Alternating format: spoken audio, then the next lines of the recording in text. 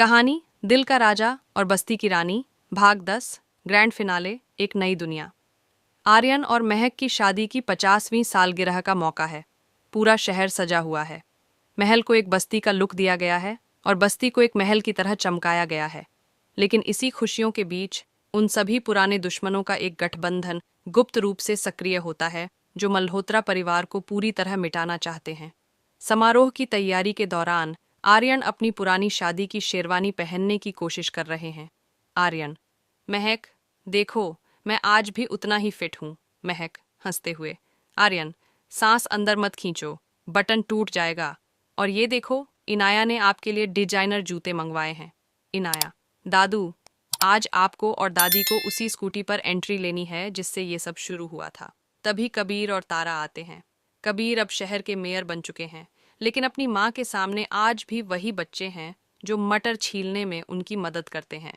महायुद्ध। जब तीनों पीढ़ियां एक साथ लड़ीं शादी की सालगिरह के जश्न के बीच, अचानक सैकड़ों गुंडे पूरे इलाके को घेर लेते हैं। विलेंस का इरादा पूरे मल्होत्रा खानदान को एक साथ खत्म करने का है। आर्यन मल्होत्रा आगे आते हैं। उनके चेहरे पर डर नहीं, बल्कि वही पुराना किंग वाला स्वैग है। आर्यन: तुमने सोचा था हम बूढ़े हो गए हैं? शेर बूढ़ा हो जाए पर शिकार करना नहीं भूलता। यहाँ शुरू होता है सिनेमैटिक एक्शन। पहली पीढ़ी। आर्यन और महक ने मोर्चा संभाला। महक ने मिर्ची बम का इस्तेमाल किया और आर्यन ने अपनी लाठी को मार्शल आर्ट्स स्टिक की तरह घुमाया। दूसरी पीढ़ी। कबीर और तारा ने अपने आधुनिक कमांडो और अपनी फाइटिंग स्किल्स से गुंडों के हथियार छीन लिए। तीसरी पीढ़ी। इनाया और साहिल ने ड्रोन और हाईटेक गैजेट्स के जरिए गुंडों की गाड़ियों को जाम कर दिया। पूरा परिवार एक सर्कल बनाकर खड़ा हो गया। तीन पीढ़ियां, एक ही खून और एक ही मकसद, अपने घर और अपनी बस्ती की रक्षा। गुंडे भागने पर मजबूर हो गए। लड़ाई के बाद आर्यन ने सबके सामने एक बड़ा ऐलान किया।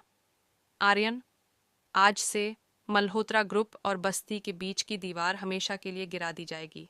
हम एक ऐसा शहर बनाएंगे जहां कोई अमीर या गरीब नहीं होगा, सिर्फ इंसान होगा।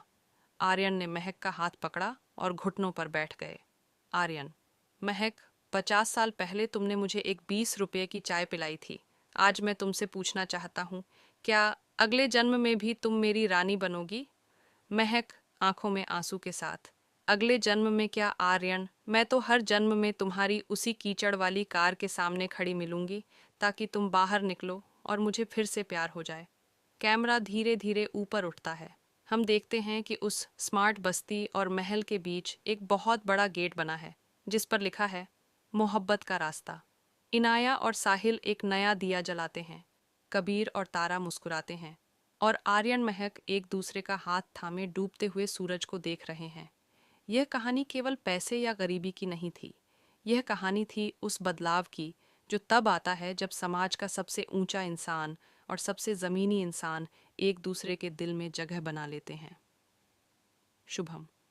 महागाथा की समाप्ति। यह 10 भागों की लंबी यात्रा आज पूरी हुई। आपको आर्यन, महक, कबीर, तारा, इनाया और साहिल की यह पूरी कहानी कैसी लगी? क्या आप ऐसी ही कोई और नई प्रेम कहानी या थ्रिलर शुरू करना चाहेंगे?